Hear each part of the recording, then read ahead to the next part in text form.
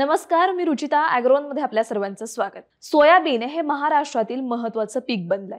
या पिकामध्ये विविध बुरशी, जीवाणू, विषाणू व सूत्रकृमींमुळे काही रोग येतात। वातावरणातील बदलांमुळेही काही रोगांचा प्रादुर्भाव वाढून उत्पादनात घट येते। रोगाचा प्रसार मुख्यतः जमिनीद्वारे, बियाणाद्वारे, हवेद्वारे आणि कीटकांद्वारे होत असतो। कोणत्याही पिकावर रोगाचा प्रादुर्भाव झाल्यानंतर त्याचं निर्मूलन करणं अवघड व खर्चिक बाब ठरते। त्यामुळे रोगाचा प्रादुर्भावच होणार नाही अशा प्रतिबंधात्मक उपाययोजनांवर भर देण्याची गरज असते। बीज प्रक्रिया ही रोग नियंत्रणाची साधी, सोपी, कमी खर्चाची आणि परिणामकारक पद्धत आहे। केवळ बीज प्रक्रिया केल्यामुळे उत्पादनात 8 ते 15% पर्यंत वाढ होत असल्याचं प्रयोगात आढळलंय।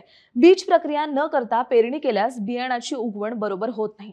उगवण झाली तरी शेतामध्ये रोगग्रस्त झाडांचं प्रमाण अधिक राहून नियंत्रणावरील खर्चात वाढ होते। मग सोयाबीनच्या बीज प्रक्रियेचा फायदा काय?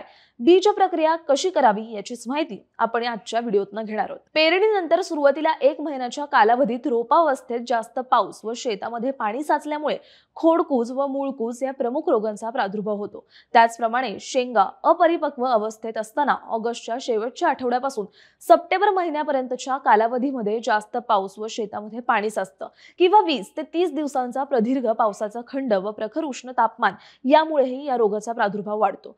खोडमाशी, तिन्ही प्रकारचे विषाणूजन्य रोग आणि खोडकूज, मूळकूज या रोगांच्या व्यवस्थापनासाठी प्रतिबंधात्मक उपाय म्हणून बीज प्रक्रिया करणं अत्यंत आवश्यक आहे। पेरणीपूर्व प्रतिबंधात्मक बीज प्रक्रियेमुळे पुढील प्रकारे फायदे होतात। पिकावरील मर, मूळकूज अशा जमिनीत वास्तव्यास असणाऱ्या रोगकारक बुरशीमुळे उद्भवणाऱ्या रोगांचं नियंत्रण बुरशीनाशकाची बीज प्रक्रिया करून करता येते। कीटकनाशकाची बीज प्रक्रिया केल्यामुळे रसशोषक किडी, खोडमाशी व अन्य किडीपासून पीक किमान 1 महिन्यांपर्यंत सुरक्षित राहतं। जीवाणू संवर्धन खताची बीज प्रक्रिया केल्यामुळे उत्पादनात 10 ते 15% पर्यंत वाढ होते। जमिनीची सुपीकता व उत्पादकता वाढते व रासायनिक खतांची बचत होते। केवळ बीज प्रक्रियेमुळे खोडमाशीसह मूळकूज, मर, कॉलर रॉट, हिरवा व पिवळा मोझॅक आणि कळी करपा या रोगापासून सरासरी 60 ते 65% पर्यंत सोयाबीन पिकाचं संरक्षण होतं।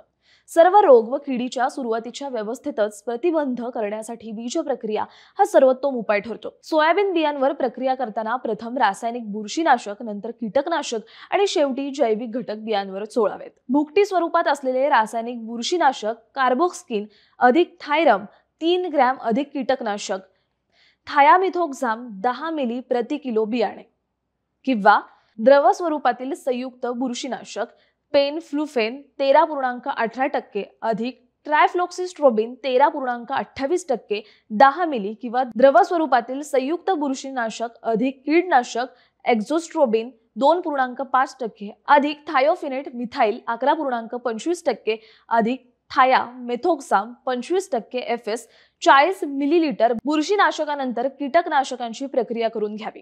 पेरणीपूर्वी सोयीनुसार 10 ते 15 दिवस अगोदर ही प्रक्रिया करावी। त्यामुळे बीज प्रक्रिया करण्याकरता पुरेसा अवधी मिळेल।